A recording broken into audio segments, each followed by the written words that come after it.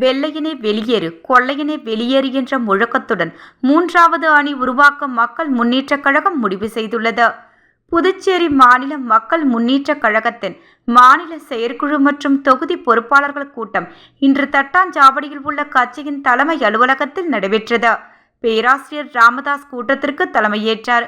வந்திருந்த அனைவரையும் பொதுச் செயலர் பேரரசர் ஏமு ராஜன் வரவேற்றார். இக்கூட்டத்தில் புதுச்சேரி, காரைக்கால் மாவட்ட பொறுப்பாளர்கள் அனைவரும் கலந்து கொண்டனர்.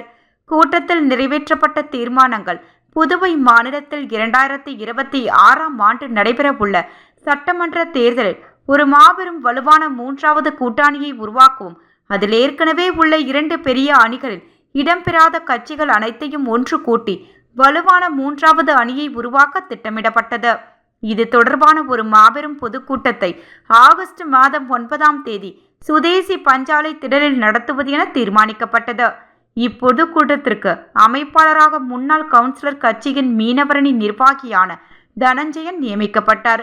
கட்சியின் பல்வேறு செயல்பாடுகளை நிர்வகிக்க அமைப்பு செயலாளர்களாக மாநில செயலாளர்கள் ரவிக்குமார் மற்றும் சிவகுமரன் ஆகியோர் நியமிக்கப்பட்டனர்.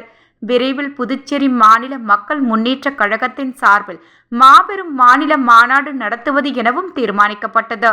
இக்கூட்டத்தில் துணைத் தலைவர் முன்னாள் காவல்துறை அதிகாரி நித்யானந்தன், பொருளாளர் முனைவர் செல்வகுமாரி, முனைவர் பிலிப், காரைக்கால் மாவட்ட தலைவர் கணபதி சுப்பிரமணியன், செயலர் முனுசாமி, திருநள்ளாறு தொகுதி நற்பிரவி, காரைக்கால் ராமகிருஷ்ணன், காலாப்பட்டு தொகுதி பொறுப்பாளர் குமார், உப்பளம் தொகுதி செல்வம், ராஜ்பவன் தொகுதி சுப்பராயலு, நெல்லித்தோப்பு தொகுதி டெல்லி பாபு, சேகர், ஆரோக்கியதாஸ், நாகமுத்து, முகமது அஸ்லாம், இணை செயலர் ஜிடி இளங்கோவன், இதயவேந்தன், உதவி செயலர் திருமதி ஆண்டாள், மணிகண்டன், சண்முகம், அபிலாஷ் மற்றும் மாநில பொறுப்பாளர்கள், தொகுதி பொறுப்பாளர்கள் திரளாக கலந்து கொண்டனர்.